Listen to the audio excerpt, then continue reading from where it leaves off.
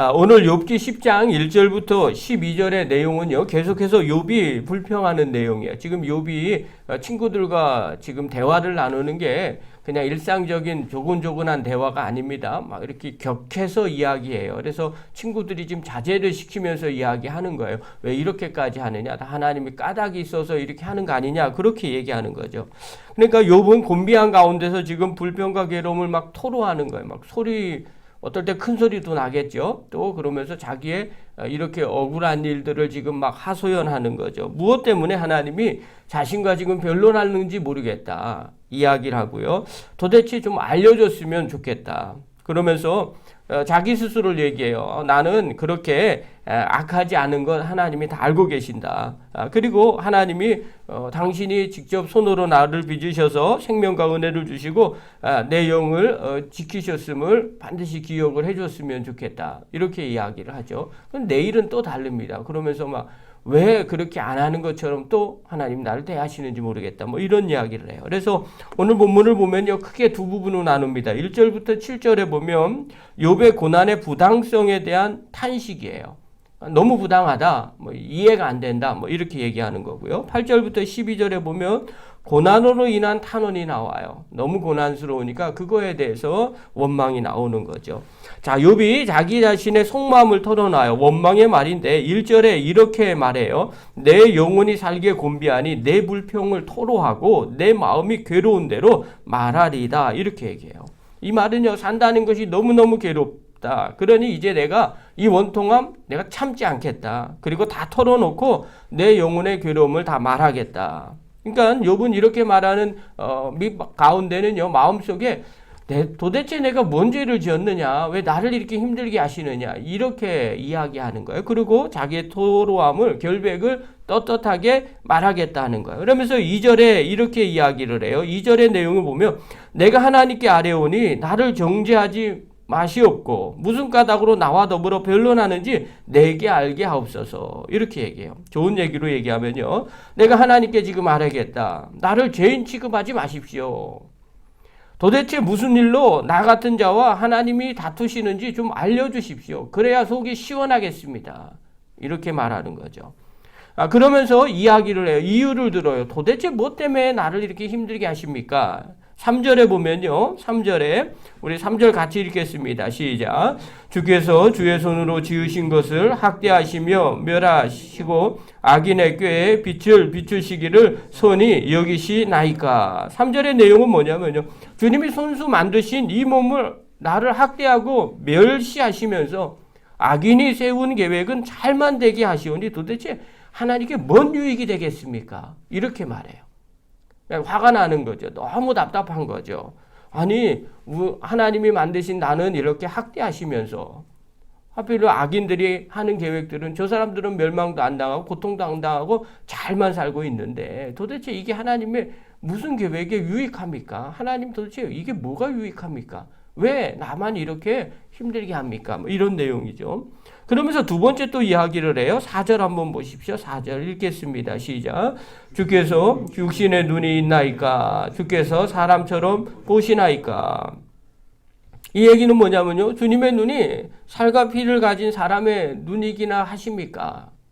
이렇게 얘기하는 거죠. 사람의 눈처럼 지금 똑같이 지금 보고 계신 겁니까? 주님께서도 매사에 사람을 보듯이 보신단 말입니까? 그러니까 하나님이 사람 보는 관점과 사람이 사람 보는 관점이 다를 거 아닙니까? 근데 요 입장에서는 아니, 옆에 있는 똑같은 사람처럼 친구가 와가지고 인과응보 얘기를 하거든요.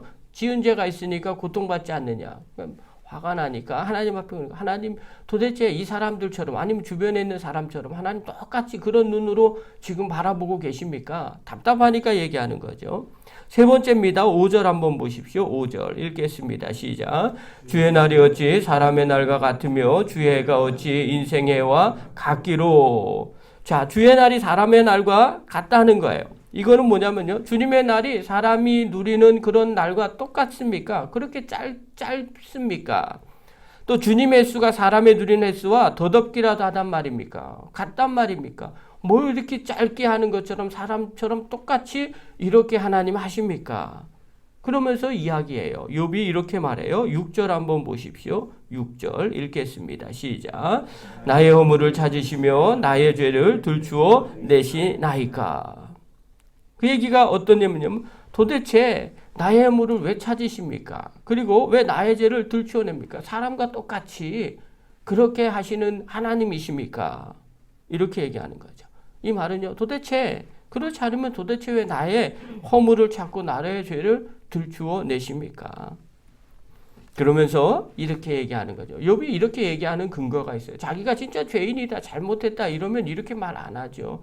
예, 죄송합니다. 이러고 끝날 거예요. 그런데 억울하니까 이렇게 얘기하는 거예요. 그러면서 자기를 항변해요. 7절 한번 보십시오. 7절 읽겠습니다. 시작. 주께서는 내가 악하지 않은 줄을 아시나이다. 주의 손에서 나를 벗어나게 할 자도 없나이다. 이게 욥의 진짜 마음이에요. 욥은 뭐냐면요. 내가 죄가 없다는 것. 주님 아시지 않습니까? 이렇게 말하는 거죠. 그러니까 자기가 죄가 없다고 생각하는 사람은요. 막 이렇게 억울한 일을 겪으면 뭐 견딜 수가 없는 거죠. 이게 인간의 마음이에요. 그러니까 내가 죄가 없다는 것, 그거 주님 아시지 않습니까? 그리고 주님의 손으로 나를 빼낼 사람이 주님이 손으로 붙잡으면 나를 빼낼 사람 없다는 것 주님 다 알고 계시지 않습니까? 욥은요 자기 마음 가운데 자신은 죄가 없는데 까닭없이 당하는 이 고통 때문에 너무 힘든 거예요. 주님이 이렇게 고통 가운데 나를 붙잡아 놓으시면 내가 어떻게 할 수 없다는 것을 욥은 알고 있었어요. 그런데 왜 하필 욥은 계속해서 얘기하는 거죠. 하나님 왜 나를 이렇게 붙잡아 두십니까? 욥은요 자기가 겪는 이 고통이 무엇인지 모르는 거예요. 그러니까 계속해서 이야기를 해요. 8절에 보면 이렇게 말해요. 8절의 내용은 뭐냐면 주님께서 손수 나를 빚으셨는데 어째서 왜 이제 와서 나에게 등을 돌립니까? 나를 원망합니까? 나를 멸망시키려고 합니까? 이게 8절이에요. 9절에는 주님께서 몸소 나를 지으셨습니다. 그걸 좀 기억을 해 주십시오. 그런데 왜 나를 티끌로 다시 돌아가게 만들려고 합니까? 10절에는요. 주님께서 나를 낳게 해주셨지 않습니까? 그리고 어머니 품에서 기르게 해주셨지 않습니까? 11절에 보면요. 살과 가죽을 나에게 주셨지 않습니까? 뼈와 근육을 엮어서 내 몸을 만들어 주셨지 않습니까? 주님이 그렇게 다 만들어 주신 거 아닙니까? 12절에는요. 생명과 사랑을 주셨지 않습니까? 나를 돌보주시고 내 영을 지켜주셨습니다. 다 주님이 이렇게 해주셨지 않습니까? 그런데 왜 나를 자꾸 이렇게 멸망의 길로 찾고 죄를 찾고 그렇게 나를 힘들게 하십니까? 욥의 한마디는요. 도대체 왜 나한테 이래요? 이렇게 말하는 거죠. 여러분 우리 인생 가운데 고통 가운데 있거나 또 뜻하지 않는 일을 겪을 때 우리가 이렇게 생각할 수 있어요. 왜 하필 나에게 이렇게 말합니다. 하나님께서 우리에게 은혜를 주시고요. 어떨 때는 우리 인생 가운데 힘들게 보일 때가 있어요. 여러분 이때 우리가 생각해야 될 게 무엇일까? 여러분 우리가 불평할 때는요. 늘 왜 이런 이야기를 많이 합니다. 안 될 때 이렇게 고백을 하는 거죠. 그러나 우리가 좀 다르게 생각해 볼 필요가 있어요. 여러분 인생에 왜 이렇게라는 질문은요. 누구에게나 다 필요한 겁니다. 근데 우리는요. 안 좋을 때만 이렇게 이야기를 하죠. 그러나 다르게 보십시오. 잘 될 때, 평안할 때 왜 하필 나에게 이런 평안을 주십니까? 왜 하필 나에게 이런 은혜를 주십니까? 이런 질문을 한다면 어떻게 될까요? 오히려 하나님의 은혜에 감사하지 않을 수 없게 되더라는 거죠. 여러분 잘 될 때는요. 왜? 라는 말을 잘 안 합니다. 그러나 안 될 때만 왜 나에게 이렇게 이야기하죠. 그럼 그 다음에 불평과 원망이 나오는 거예요. 여러분 시편 기자는요. 시편 8편에서 이렇게 고백을 해요. 사람이 무엇이기에 주께서 그를 생각하시며 인자가 무엇이기에 주께서 그를 돌보시나이까. 여러분 평상시에 잘 될 때 시편 기자는 이렇게 고백한 거예요. 도대체 내가 뭔데? 사람이 뭔데? 하나님이 나를 이렇게 인도해 주십니까? 하나님이 나를 이렇게 도와주십니까? 이렇게 고백을 하는 거죠. 여러분 이게 너무 은혜스러운 거 아니겠어요? 하나님이 나를 왜 이렇게 다른 사람과 별 볼 일 없는 차이가 없는데도 왜 나를 이렇게 인도해 주셨을까? 여러분 이것이요 겸손한 자가 물어야 될 내용들이에요. 욥이요 어렵고 힘든 가운데서 왜라고 물어봤지만 평안할 때도 왜라고 물어봤다면 어렵고 힘든 일이 생겼을 때도 불평하고 원망하지 않을 수 있었을 거예요. 여러분 우리가 받은 은혜는요 그냥 받는 것이 아닙니다. 좋건 나쁘건 하나님이 주시는 은혜는요 다 이유가 있어요. 사도 바울은요 고린도 교인들에게 고린도후서 6장 1절에 이렇게 말해요. 우리가 하나님과 함께 일하는 자로서 너희를 권하노니, 한마디로 말하면 잘 들어 뭐 이 얘기예요. 그러면서 하는 얘기가 하나님의 은혜를 헛되이 받지 말라 이렇게 말해요. 여러분 은혜는요 헛되이 받는 것이 아니에요. 하나님의 은혜라고 우리가 고백한다면 그것은 그 안에 다 이유가 있다는 거예요. 그러면 헛되이라는 게 도대체 뭘까? 헛되이 받지 말라는데, 헛되이라는 단어는요 원어의 뜻이 뭐냐면 빈, 공허한 이런 뜻이에요. 그러니까 이 내용은 뭐냐면요 하나님의 은혜를 공허한 것으로 빈 것으로 만들지 말라는 거예요. 이 말의 내용은 깨닫지 못하고 이해하지 못할 때 공허한 것, 빈 것이 되는 거예요. 예수님이 이런 비유를 했어요. 돼지에게 진주를 던져주지 말라는 거예요. 왜 던져주지 말까요? 돼지 옆에 진주가 있어요. 그럼 그 진주는 진주가 아닐까요? 예, 진주입니다. 귀한 겁니다.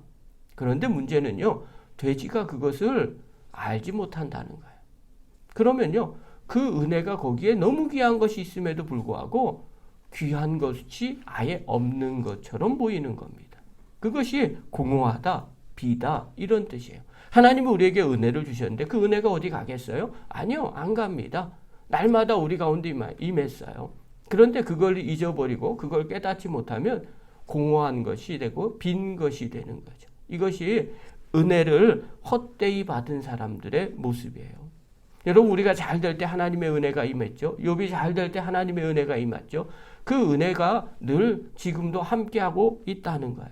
그런데 하나님의 은혜로 이렇게 인도해 주셨지라고 감사하고 고백한다면 어려울 때도요. 하나님이 함께하고 계시는 그 은혜가 계속 있는 거죠. 그러면 감사할 수 있게 되는 거죠. 그런데 욥은 그렇게 알지 못했어요. 어려울 때 또 힘들 때 왜라는 걸 가지고 불평하고 원망하더라는 거예요.